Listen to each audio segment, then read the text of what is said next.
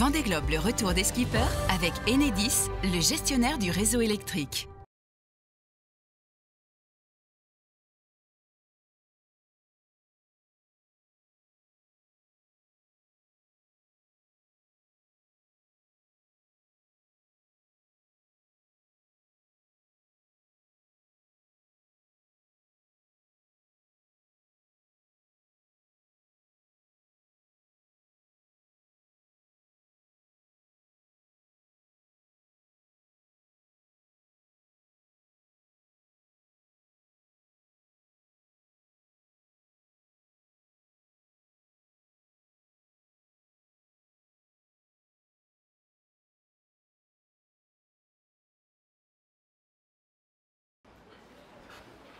Pardon.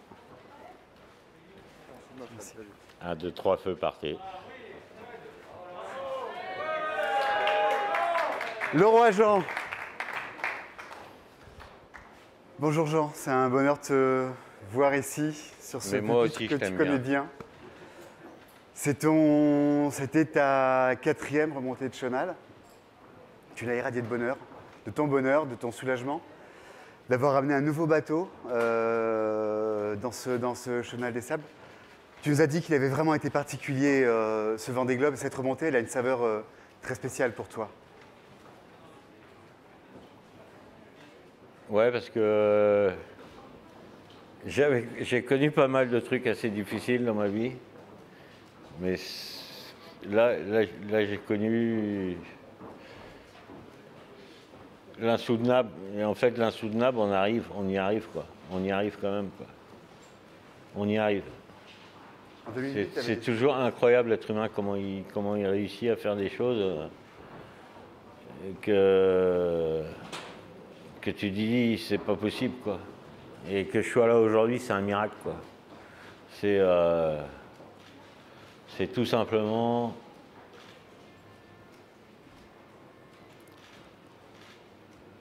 incroyable quoi.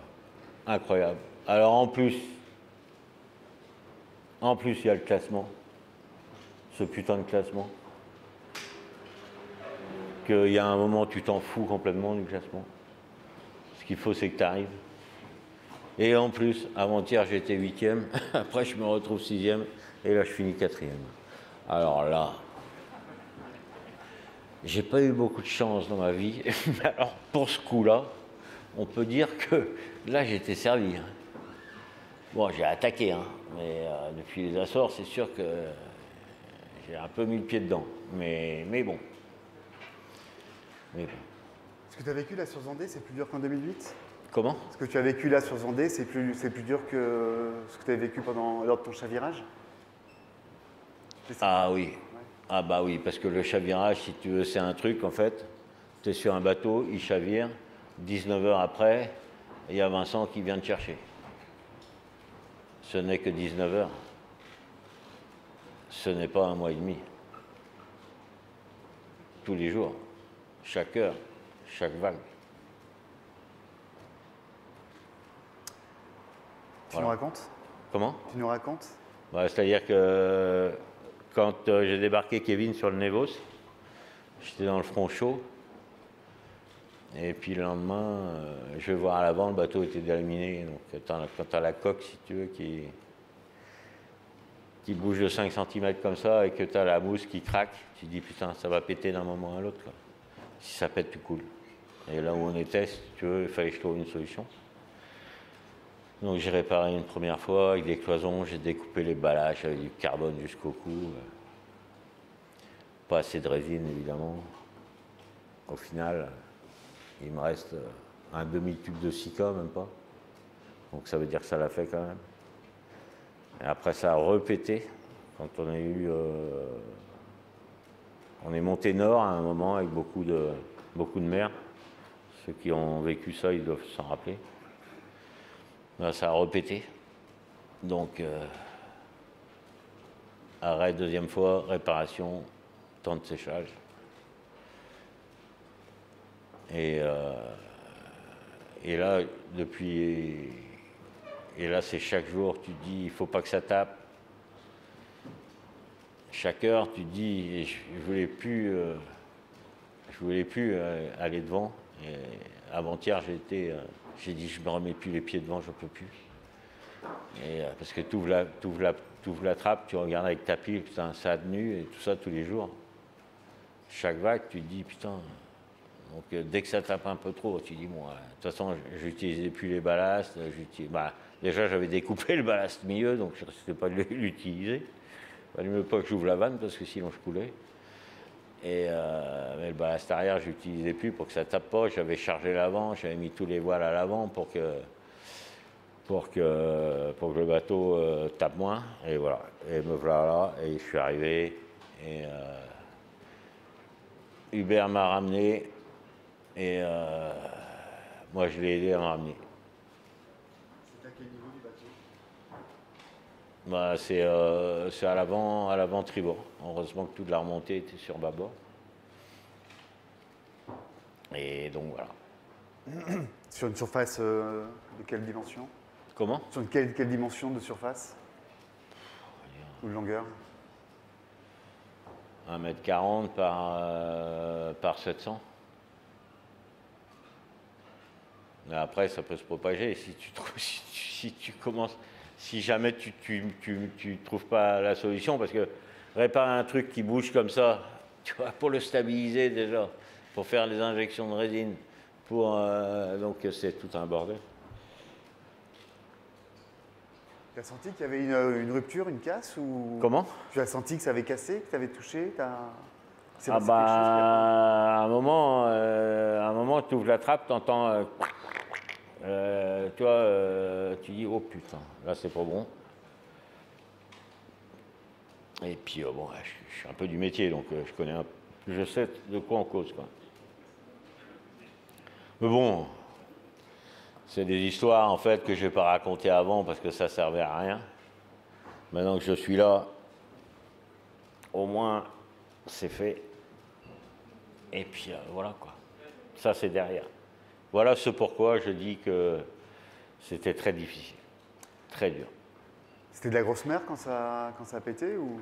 Ah mais je sais pas quand ça a pété. Ça a pété peut-être sur le reaching quand Kevin a pété aussi, peut-être voilà, peut-être au fur et à mesure, peut-être on ne sait pas en fait. Et on s'en fout d'ailleurs, au final. Bah, on s'en fout parce que tu es là. On va faire passer le micro dans la salle. Voilà, attendez juste s'il vous plaît. Mais bon, on va pas quand même faire une conférence de presse sur ça. Oh non, on va te faire confiance pour changer l'atmosphère d'ici peu de temps. Ce serait dommage. Ce grand talent. Hein? Parce qu'il est d'un monte à l'autre. Viens, on va te faire confiance pour que tu nous racontes d'autres palettes de ton Vendée Globe. Est-ce que vous avez un micro à proposer à la presse, s'il vous plaît? Merci.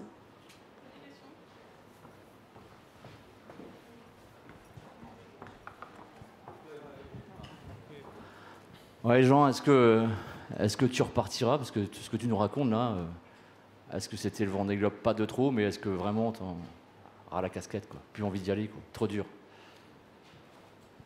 J'en sais rien. Là, je suis à chaud. C'est sûr, tu me dis repars demain, non. Ça, c'est sûr. Maintenant, c'est à chaud. De toute façon, cette question-là, on me la pose à chaque fois. Que ce soit cassé ou pas. C'est quelque chose de très banal. À chaque fois, on te demande ça. Est-ce que tu repartiras?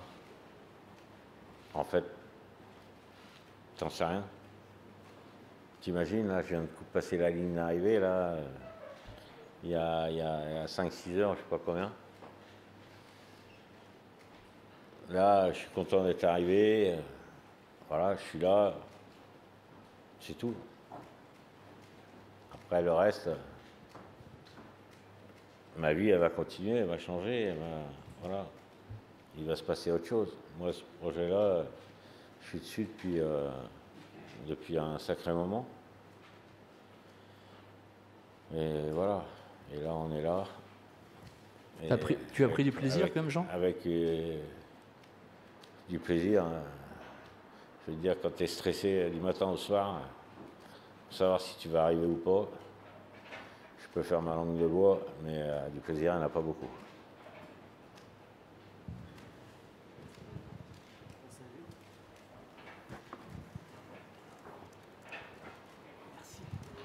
Bonsoir Jean et ravi de t'avoir. Tu as dit tout à l'heure que la 4e place, c'est la place du con. Alors je voulais savoir si le con, après les grosses difficultés qu'il vient de vivre, il éprouve un sentiment de fierté. Ouais, parce que les places du con, je veux dire qu'on en a fait un paquet au Figaro. Parce que quand tu gagnes 3 Figaro, si tu veux des places de con, on t'en a fait un paquet. Donc forcément, place de con, 2 t'as pas gagné, 4 t'es pas sur le podium. Bon, c'est pour ça que j'aime bien le 1, le 3, le 5, et puis le 8, je sais pas pourquoi. Et donc j'étais 8, donc finalement j'étais bien 8. Bon. Et les choses ont fait que bon, je finis 4 à la place du con. Donc en fait, ce que j'ai fait, c'est que j'ai soulagé l'éventuel con qui aurait pu être à ma place.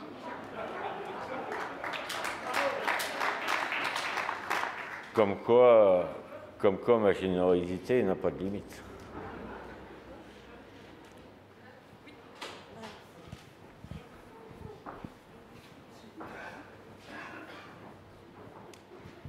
Oui, Jean, qu'est-ce qui t'a poussé finalement? Tu nous as dit qu'à 2 reprises, tu avais pensé à l'abandon. Qu'est-ce qui finalement t'a poussé à continuer? Parce que j'ai vu que ma première préparation marchait. Donc voilà, ça tenait. Puis après, ça a pété au milieu du Pacifique. Donc là, tu n'as plus qu'à aller au Cap Horn, essayer tout au moins. Et il se fait que quand on est passé au Cap Horn, il y avait 45, 50 nœuds. Et que moi, je ne voulais pas aller sur le plateau continental, donc je ne voulais pas approcher le cap, ça c'est sûr. Donc je suis passé à 100 000.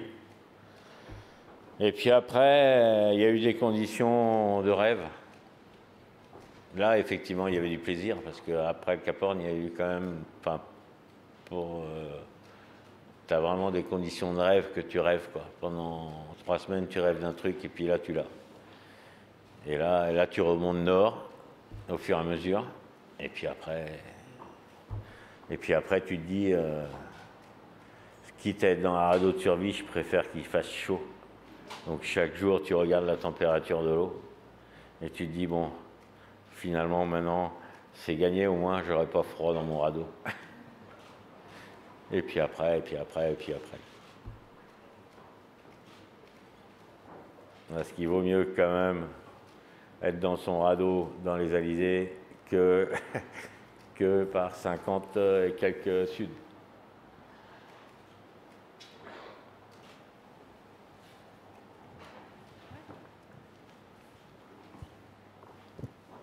Oui, Jean, bonjour. Tu dis que tu n'as pas pris beaucoup de plaisir. Il y a beaucoup de skippers aussi qui disent que cette édition était difficile. Toi, tu en es à ton 5e Vendée Globe. Qu'est-ce qui te pousse à repartir à chaque fois, à chaque édition? Parce qu'il y a... Là, je parlais par exemple, si tu veux, de... Toutes les choses sont relatives. Quand par exemple, tu es dans le sud, tu vois, et que tu as froid, machin, et que tu as tous ces emmerdes-là, et que par exemple, tu remontes sur de la mer plate et tout, et que là c'est le rêve, c'est des extrêmes. C'est-à-dire que c'est des choses qui sont inatteignables au quotidien. C'est-à-dire que c'est pour ça que j'ai fait c'est pour ça que la chanson tout à l'heure de Johnny, et ce que j'ai fait, c'est que faut-il connaître le mal pour connaître le bien? Faut-il connaître le malheur pour connaître l'amour? Et ça, c'est des questions que je me suis posées, vraiment, parce que c'était quelque chose de très, très réel. Et la personne qui a écrit toutes ces chansons pour Johnny, notamment celle-là, c'est ça. Parce que les extrêmes, c'est vraiment c'est vraiment ça, une bonne partie du Vendée Globe. C'est-à-dire que tu passes de moments hier, le hier et le lendemain n'ont rien à voir sur un Vendée Globe. Et à chaque jour. Alors après, si tu commences à cumuler les emmerdes, ça devient l'enfer. Et après, quand on sort, etc., ça devient le bonheur. Il y a 2 jours, pour moi, c'était voilà, c'était assez difficile. Il y a peut-être une semaine ou 2, c'était encore l'horreur. Et là, aujourd'hui, c'est incroyable. C'est incroyable. Cette ligne d'arrivée, qu'il pleuve, qu'il neige, machin, tu t'en fous. Tu as passé la ligne. Tu restes 4 heures d'adire dans le bateau. Tu arrives. Et là, tu as tous les gens là qui sont là, qui te témoignent de ce que tu leur as fait vivre. C'est génial. Mais ce n'est pas que génial. C'est génial dans des proportions hors du commun. C'est-à-dire que ce soir, par exemple, dans le chenal, tous les gens qui étaient là, à 2h ou 3h du matin, t'imagines? C'est pas le mec qui se promène pour faire du lèche-vitrine chez Carrefour, quoi. Tu vois, les mecs, ils sont là, quoi. Et tu sens cette âme-là, cette profondeur, cette sincérité. Et ça, c'est beau. Et cette beauté-là, jamais tu peux l'avoir dans d'autres situations. Et ça fait partie de ce pourquoi c'est un plaisir extrême. Et ces moments extrêmes-là, à la fois d'un côté où tu es capable d'aller, où tu te dis comment j'arrive à faire ça, et de l'autre côté, la satisfaction sans limite. Et je disais toujours, c'est le blanc, c'est le noir, c'est des extrêmes.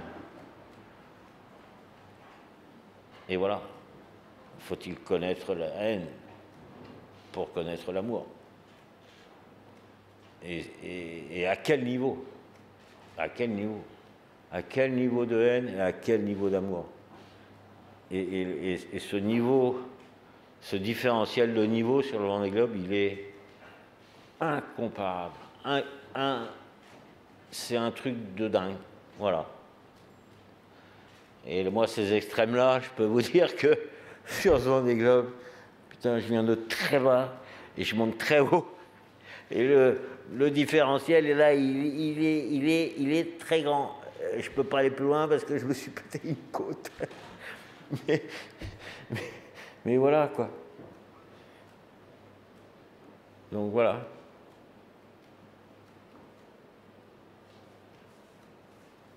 Je ne sais pas si je me suis bien fait comprendre. Si? Ouais, Jean, est-ce que tu as conscience de ce que tu suscites à terre auprès des gens, de cet engouement, cette espèce de magie dingue qui est autour de toi? Comment t'expliques ça? Les enfants qui te font une vidéo, le président de la République qui te prend en visio, enfin, on est dans un autre monde. Comment t'expliques ça, toi?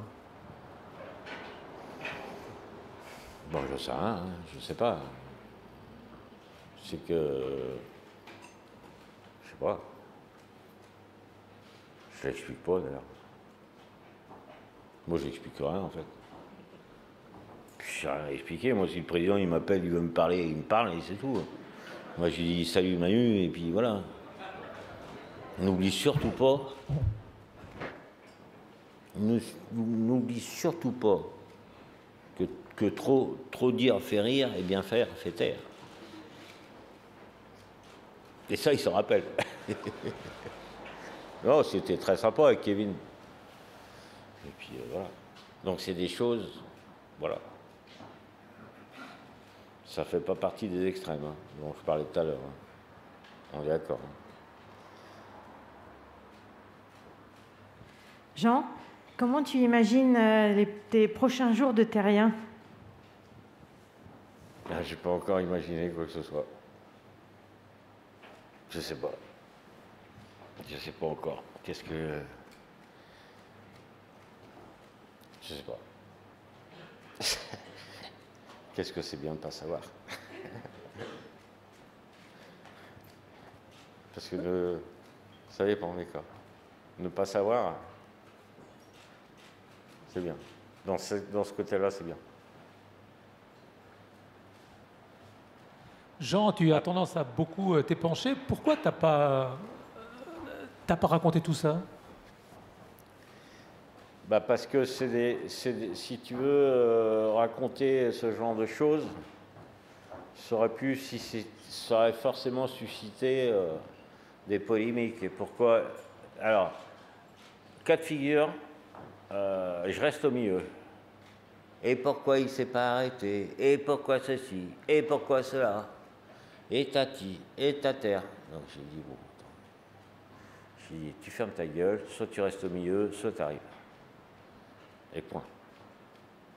Donc, et si tu veux, ça ne concernait pas le reste du monde. Donc, ça n'a aucunement entravé, tu vois, une problématique qui n'est pas nécessaire d'enflammer. Elle est là, elle est présente. Je l'explique comme quelque chose qui est une réalité, mais qui est maintenant derrière.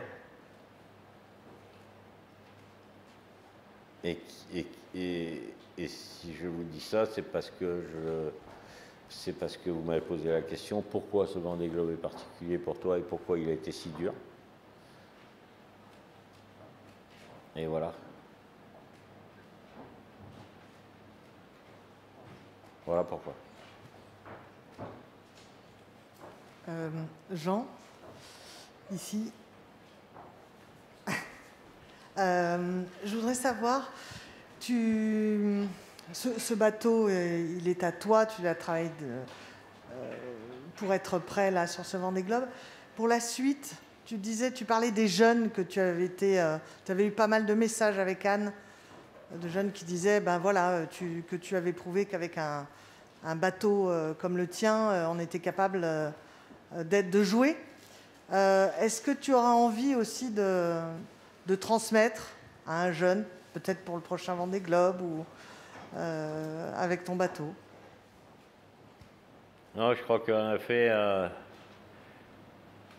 entre Benjamin Dutreux, Damien sur la piscine, et nous, on a donné confiance aux jeunes que le Vendée Globe est encore accessible. Puisque là, aujourd'hui, ça devient n'importe quoi. Ça devient complètement inaccessible. Quand tu parles de bateau à 6 millions, 7 millions d'euros, le gamin, il a 25 ans, il regarde ça. Voilà. Ou on t'a tiré au sort dans un casting du multinational, et à ce moment-là, tu peux participer. Et sinon, tu restes sur la touche. Et là, je pense que, ou tout au moins, j'ose espérer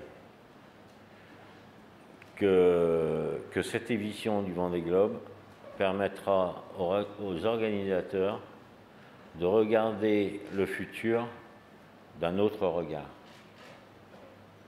Et je pense que c'est important et essentiel, parce que les bases du Vendée Globe et les fondements du Vendée Globe étaient l'accessibilité aux PME et l'accessibilité aux jeunes. Et ça, c'est des vraies valeurs. Alors, quand on a dit ça, trop dire fait rire, bien faire fait taire. Et j'espère qu'on va bien faire. Voilà, si j'ai bien répondu à la question. Oui, oui. Tu disais que tu t'étais cassé une côte pendant le... Oui, j'étais en train de pisser dans le seau. Et excuse-moi Damien, mais bon, j'ai la chance d'avoir deux mains. Mais même avec deux... mais même avec deux mains. Donc j'avais une main pour m'accrocher, une main pour le seau. Et puis à un moment, un coup de machin, je vois le seau qui glisse, j'enlève la deuxième main comme un crétin qui tenait au bateau. Et puis le seau valdingue et moi avec le seau, évidemment, parce qu'il m'en manquait une troisième. Là, je me demande pourquoi on n'a pas trois mains. Et donc voilà pourquoi. Et là que voilà. Mais bon, c'est celle de, je crois que je sais pas laquelle. Mais bon, c'est un peu ce qui est emmerdant, c'est surtout quand tu dors. Pour dormir, c'est chiant, parce que tu n'arrives pas à dormir. Et ça t'est arrivé à quel moment, ça? Oh, ça, c'est pas, il y a 15 jours.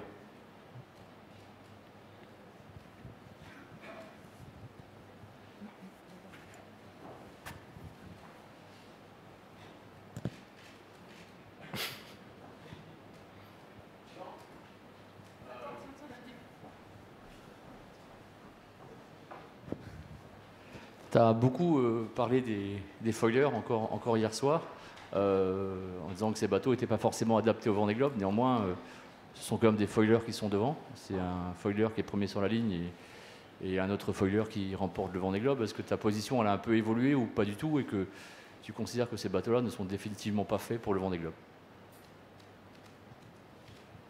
Je pense qu'on n'est pas... Je pense que...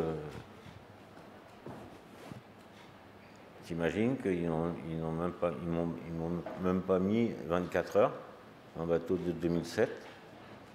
Il y a un moment, si tu veux, il faut se poser des questions. Donc les deux plus gros budgets de la course, qui étaient Charal, étaient out au départ. Après, tu as Hugo Boss, qui étaient les deux leaders absolus, avec des budgets qui font peur, même aux anciens. Alors les jeunes, ils sont complètement effrayés. Paf, ils rentrent à la maison. Je sais pas. Kevin qui casse en deux, avec une inversion négative de foil, il y a des chances. Alors forcément, un foil qui va pas vite, c'est pas très dangereux. Pour une Formule 1, tu l'as fait marcher à 60 à l'heure, avec ma 4L, pas de souci. T'as regardé les vitesses? Quand ils vont plus de 20 nœuds, c'est le miracle. Nous, on fait 19,5. Moi, on me parlait de 30 nœuds, 28 nœuds, machin. Ça, c'est la réalité, quoi. Forcément, la réalité... Mais ça, c'est des chiffres, quoi. Je veux dire, moi, je suis bête et con. Hein. Ça fait... Les journalistes qui aiment bien les pourcentages, ça fait quoi 23 heures sur 80 jours, en pourcentage. Donc, je sais pas. Je sais pas. Moi, j'ai pas... Ce que je sais, si tu veux, c'est que... C'est pas foiler, pas foiler, on s'en fout. C'est les valeurs essentielles qu'il faut descendre. C'est l'accessibilité aux PME, c'est d'avoir des choses raisonnables, c'est de donner de l'espoir aux jeunes, ça c'est des valeurs. Après les détails, les morceaux de carbone, les trucs, les machins, on s'en fout. On adapte les choses aux choses. Mais là on est dans un truc de malade, quoi. Les bateaux, ils vont à 30 nœuds. Voilà, entre Belle-Île et Quiberon. Mais dans le sud, mais oui, dans le sud, si tu veux, je croise Damien, on se chope à la VHF, tu sais, quand on s'est croisés, là. Toi, tu étais avec Boris, hein. Et puis, Damien, il me dit, ouais, moi, je suis depuis 3 ou 4 jours avec lui, et puis, moi, je descends mieux, lui, il fait un peu plus de cap, et au final, on fait pareil. De toute façon, si on faisait pas pareil, sur 80 jours, il n'y aurait pas 24 heures d'écart. Ou alors, bon, c'est vrai que j'ai une formation, et j'ai pas une formation littéraire, mais mathématicienne. Mais enfin bon, je pense que même un littéraire pourrait comprendre. Ouais, Jean, tu dis ça, mais à une époque, tu avais des bateaux, des multicoques-Orma qui étaient des bateaux parmi les plus chers, tu avais des IMOCA qui étaient parmi les bateaux les plus développés qui coûtaient le plus cher. Le discours, il a évolué au fil de temps aussi. Ouais, bah alors moi, vas-y, raconte-moi la fin. D'accord, mais à l'époque, tu étais dans cette mouvance-là, vous étiez tous avec des bateaux qui coûtaient super cher et qui étaient casse-gueule et qui cassaient. Aujourd'hui, le discours, il a évolué, mais tu as connu cette époque-là. Comment est-ce que tu fais pour empêcher l'inflation des budgets? J'ai connu cette époque-là, mais l'Orma, elle s'est cassée la gueule, et bien évidemment, heureusement, heureusement que par exemple en Figaro, on est passé en monotype. Hein. Parce que sinon, les trucs n'existeraient plus. Hein. Cette course-là n'existerait plus. Donc il y a un moment, il faut repenser les choses. Il faut mettre les choses à plat. Je dis pas, je ne connais pas les solutions. Une chose qui est certaine, c'est que dans la période actuelle, dans le moment où on vit aujourd'hui, je pense qu'on n'est pas dans le raisonnable. C'est tout ce que je dis. Alors si on n'est pas dans le raisonnable, on est dans le déraisonnable. Peut-être pas. Mais moi, c'est mon impression. Troisième paire de foils, V1, V2, V3. Combien la paire? 500. Ok. Toi, c'est le prix de ton bateau. Ah. Combien? Ah bon? Les mecs dans les équipes techniques, ils n'en peuvent plus. Ah, le bateau, il sort, il rentre, il casse. Et on refait. Ah. Alors, vous faites chier? Ouais, on se fait chier parce que il n'y a aucune vision. Donc, chaque fois, on rajoute une couche, une surcouche, une recouche. Ah ouais, la V1, j'ai fait la V1, la V2, la V3. Bon, finalement, la V1, elle était mieux que la V3. Bon, je vais prendre la V1. Bon, vous me changerez ma paire de feuilles, s'il vous plaît. Ok. D'accord. Bon. C'est une... je ne sais pas si c'est ça qu'il faut faire. J'ai pas l'impression. Tout au moins. Peut-être que si, mais j'ai pas l'impression. Je pense qu'il faut... Voilà. Moi, j'ai pas de solution, mais je pense que, encore une fois, en mettant les choses à plat, on arrivera à trouver au moins des choses intéressantes à faire pour le futur. C'est sûr que si on se pose pas de questions et que tout va bien, bon, ok, mais je suis pas sûr. Honnêtement, je suis pas sûr. Et le constat est là, quand même. Parce que reprenez tout ce qu'on est là, il y a 3 mois avant le départ. Faisons la photo de notre esprit, de notre vision de la flotte qui était là. En étant honnête avec soi-même.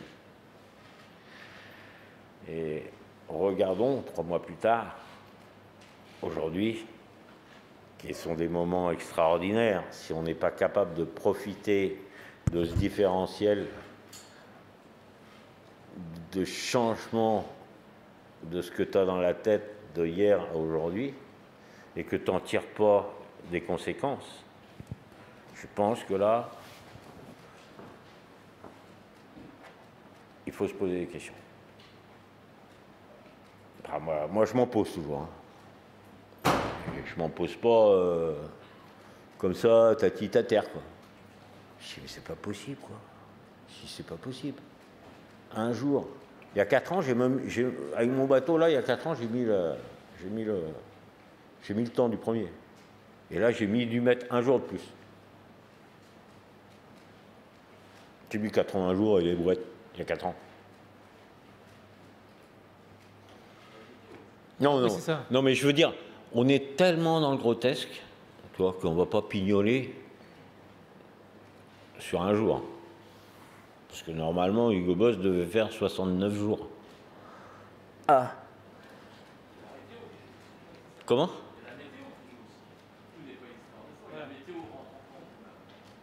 Ouais, enfin, quand tu es capable d'aller à 21 nœuds, si tu veux, si l'autre il est à 18, les trous de souris sont faciles à trouver. Hein. Tu te prends un front chaud, l'autre, tu lui as foutu le différentiel. Il faut qu'il y ait un réel différentiel.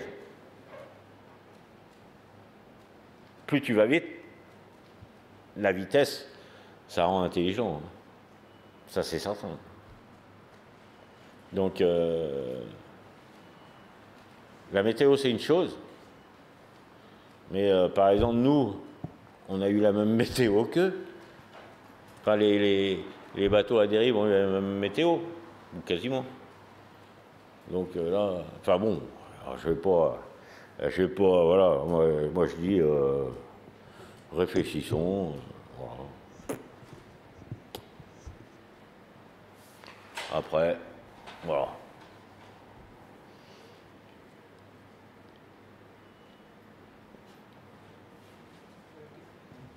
Cela dit, Jean, tu as un âge certain. Est-ce que physiquement, ça devient limitatif? Comment? Enfin, tu as un âge certain. Est-ce que physiquement, ça devient limitatif? Enfin, est-ce qu'on peut continuer à faire le Vendée Globe en n'ayant plus 20 ans, 30 ans, 40 ans? Non, non. Alors là, c'est pas limitant du tout. Le facteur physique sur un Vendée Globe, c'est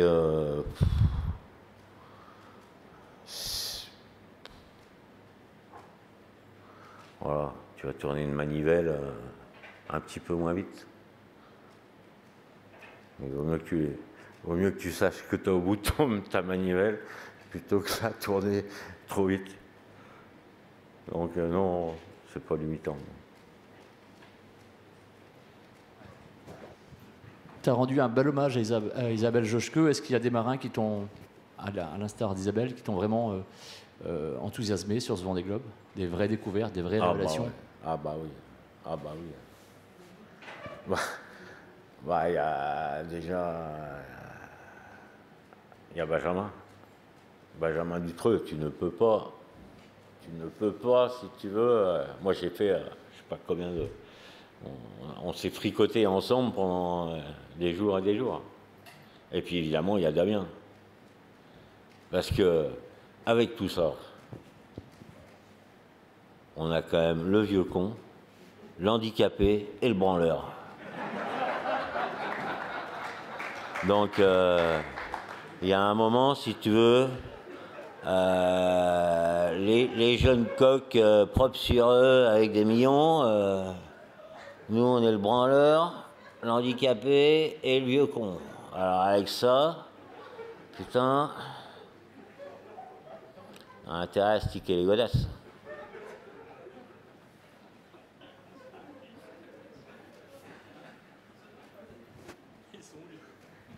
Est-ce que Damien est là? Il peut nous dire ce qu'il en pense, peut-être? On attendra Benjamin, mais Damien... J'ai trouvé dommage que Isabelle soit pas là, parce que ça aurait fait la gonzesse, quoi. Ouais, est-ce que Damien peut nous répondre à la boutade de Jean? Je vais faire l'handicapé, alors il fait vieux con. Oui, je sais pas ce que... Moi, je peux compléter ce que disait Jean. Hein. C'est sûr que ce Vendée Globe, il était exceptionnel. Et j'en profite, hein, c'est ce que je te disais tout à l'heure. Mais voilà, si j'en suis là aujourd'hui, c'est grâce à toi. Et voilà, ça n'a pas de prix. Je veux dire, je pourrais te dire merci tous les jours, ça ne vaudra pas ce que tu m'as apporté. Et voilà, c'était un truc incroyable à partager avec toi pendant ces 3 ans avant le Vendée. Et puis, il n'y a pas un seul jour sur cette course où je n'ai pas pensé à toi, où je n'ai pas regardé ta position, où je ne me suis pas inquiété pour toi aussi. Quand je voyais que tu avais des soucis, ça je le savais. Tu m'as dit des choses à la VHF que tu ne disais pas aux autres, certainement. Mais voilà, donc c'était extraordinaire. Et voilà, j'ai simplement envie de te dire merci parce que quand j'ai eu ce rêve de faire le Vendée, forcément, moi aussi, je rêvais à des bateaux avec des feuilles, à des millions et tout ça. Et puis tu as su me faire regarder l'essentiel. Et l'essentiel, c'est avant tout un bateau qui flotte, un bateau qui arrive. Et ça fait toute la différence parce qu'il y en a qui ont des millions mais qui sont chez eux à la maison. Et nous, on est à l'arrivée. On est là pour fêter ça. Donc c'est génial. C'est ça. Merci Damien.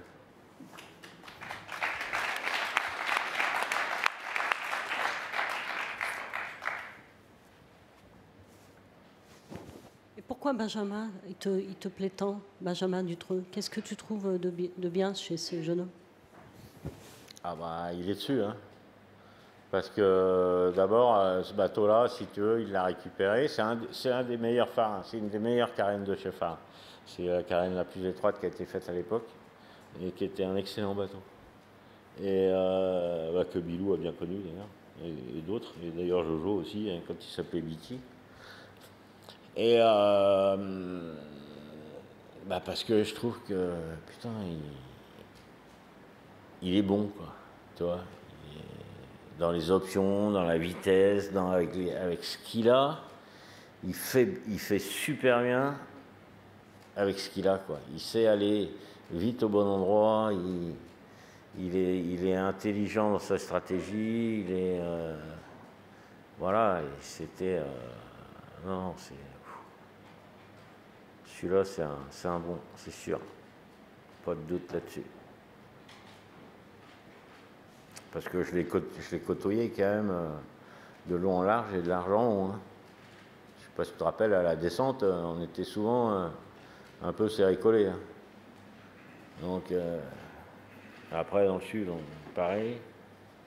Et puis, voilà, après, là, quand je me suis arrêté, là, puis mon J2, quand je me suis arrêté, là, qu'il y avait trop de mer, et puis le J2 que j'ai dû enlever.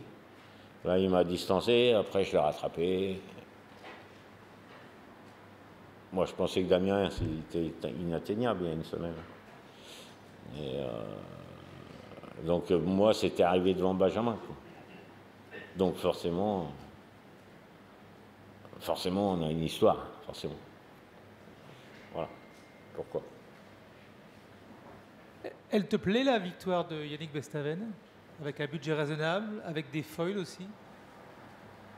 Je suis très content. Oui. Bah oui, parce qu'il a fait une super course. Il a quand même fait une super course.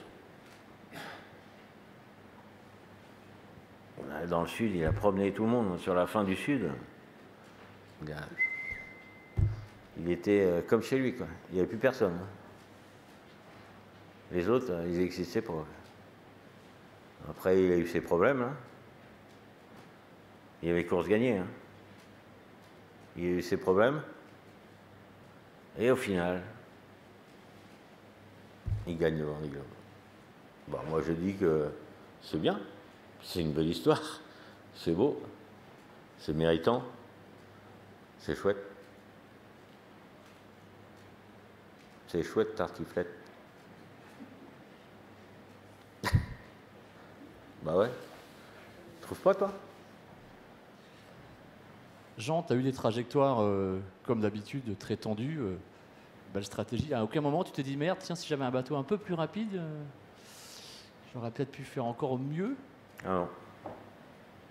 Non, si j'avais pas eu mes emmerdes, là, c'est sûr que... c'est sûr que ça m'a handicapé, vraiment. Donc, j'ai pas du tout envie d'avoir un bateau X ou Y plus machin. Celui-là, il me va très bien. On aurait presque pu gagner le Vendée Globe. Ah non, mais si on met Paris en bouteille, donc là, on peut aller là-dessus. Hein. Déjà, je fais 4. Attends, j'étais content d'être 8. Hein, donc, putain, en plus, je dis, moi, j'aime bien le 1, le 3, le 5 et le 8. Alors bon, 8, ça m'allait bien. Donc après, on me dit, tu peux faire 6. Bon, 6, bon, ok. Bon, faire 6. 5, ça n'a même pas existé, non. Ça a dû, 5e, la place, elle a dû s'ouvrir pendant 4-5 heures. Et puis, je savais même pas que je pouvais faire ça. Je ne savais pas. C'est ce matin, en fait. Normalement, je devais arriver là, pédale douce. J'étais devant... mon objectif, c'était à Piscille, premier monocoque. À la limite, l'autre foiler, je m'en foutais. Donc, j'ai dit, bon, je rentre tranquille. Et puis là, il me dit, mais tu sais que tu peux arriver devant Boris Herman. Puis Boris Herman, il a à peine d'âge devant, tu vois. Et en fait, ça s'est réduit comme pot de chaleur, j'ai l'impression. Je n'ai pas tout suivi, hein. On ne peut pas tout suivre non plus. Hein. Et donc, du coup, je dis, bon, allez, on remet le couvert. Parce que tu sais pourquoi que je suis à fond depuis 2-3 jours? Parce que la marée, je savais que je pouvais rentrer à 19h. Donc tout le boulot que j'ai fait pour la marée, ça a niqué Boris Herman et, et le bateau bleu. Et c'est la marée des Sables d'Olonne. Comme quoi, il y a des trucs. Et j'étais là, putain, je faisais des routages, ouais. Je serai à 19h30, je vais peut-être gagner, je vais peut-être me faire 95%. Ouais, alors j'étais là avec mon routage à 95%. Putain, j'y arrive pas, putain. Ça, je gagne une demi-heure sur 2 jours. Et au final, je fais 4. Comme quoi, les histoires, elles sont incroyables. Il y a des histoires partout, comme ça.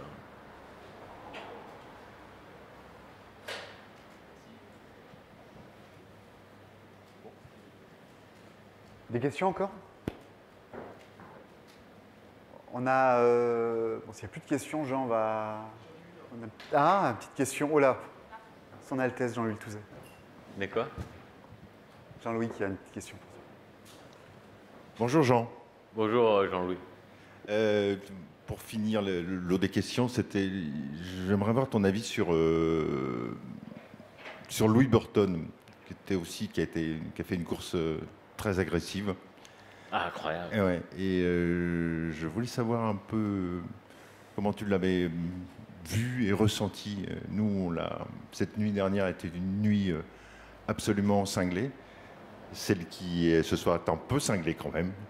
Voilà, donc je voulais juste avoir ton avis sur Louis. Ah ben, je trouve qu'il s'est lâché complètement, le Louis. Il allait dans les bastons les plus... lui, alors, il n'avait pas froid aux yeux. Première partie de l'Indien, il était à ras des portes des glaces. Il était dans la zone rouge tout le temps. Tout le temps. Putain, la moindre merde qu'il a, là où il est, il n'y a pas d'échappatoire. Et il avait une vitesse incroyable. Il a fait une course. Après, il s'arrête à Macquarie. Donc, c'était... Paf, il pète quelque chose. Il y a des problèmes d'électrique.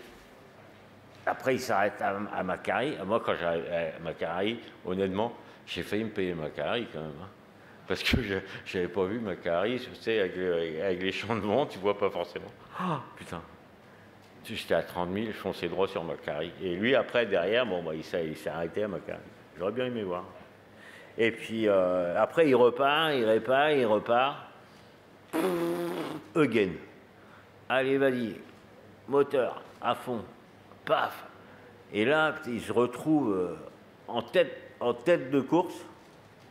Ce que j'ai pas compris, c'est comment, à 24 heures de l'arrivée, tu peux te mettre en travers de la route et essayer de baiser l'autre.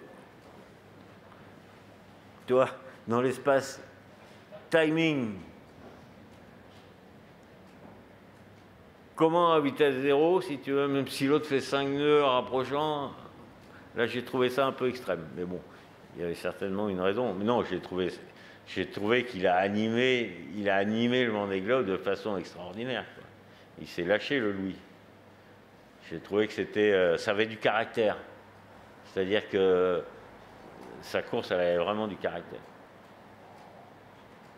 Voilà comment j'ai trouvé.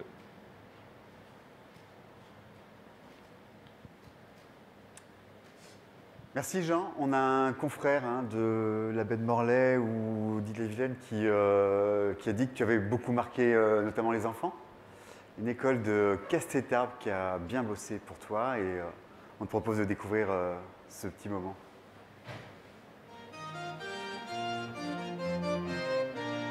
Chaud devant, il y a une mer qui déboule sur les océans. Il va prendre la houle. C'est le roi Jean qui a pas besoin de rame. Un souffle de vent et il y a Jean qui fout calme. Tu fais danser ton joli bateau blanc dans les alizés, les 50e hurlants, dans les dépressions et les anticyclones. Tu passes comme un avion vers les sables d'Olonne. Chaud devant, il y a une mer qui déboule sur les océans. Il va prendre la houle. C'est le roi Jean qui a pas besoin de rame. Un souffle de vent et il y a Jean qui fout calme. On a percé le mystère sacré, Jean. Comment tu t'es glissé en haut du classement? l'océan. Y a pas que le code zéro et puis le grand Génac. Y a aussi les rivaux et le château Ténac. Chaud devant, y a les vers qui déboutent. Sur les océans, il va fendre la houle. C'est le roi Jean qui a pas besoin de rame. Un souffle de vent et y a Jean qui fout le calme. Tu passes une nuit dans l'Indien à chercher le radeau confetti de Kevin Escoffier. Quand tu le hisses à bord, enfin c'était gagné. Les albatros alors se sont mis à pleurer. Chaud devant, Hubert va arriver. Écoute comment le chenal va chanter. Chaud devant, il est temps qu'on acclame l'arrivée du roi Jean en chantant Yes We Can.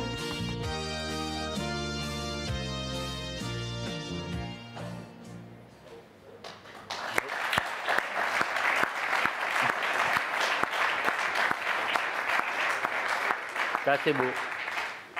Merci. Ça fait plaisir.